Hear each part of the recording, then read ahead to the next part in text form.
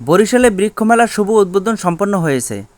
বৃক্ষ দিয়ে সাজাই দেশ, সমৃদ্ধ করি বাংলাদেশ, এই স্লোগানকে কেন্দ্র করে বরিশালে শুরু হয়েছে 15 দিনব্যাপী বৃক্ষরোপণ অভিযান ও বৃক্ষমেলা।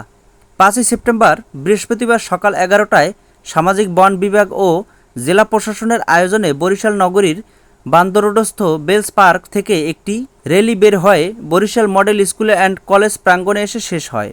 বেলস পার্ক প্রাঙ্গণে এই মেলার শুভ উদ্বোধন করেন প্রধান অতিথি বিভাগীয় কমিশনার মোহাম্মদ শওকত আলী।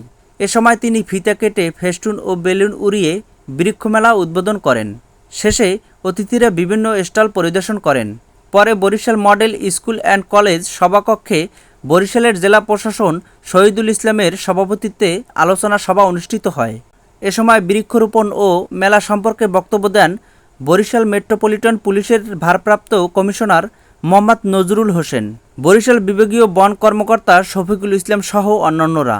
এবারের মেলায় 50টি স্টল স্থান পেয়েছে। মেলার উদ্বোধন উপলক্ষে বিভিন্ন শিক্ষা প্রতিষ্ঠানের শিক্ষার্থীরা পরিদর্শনে আসে।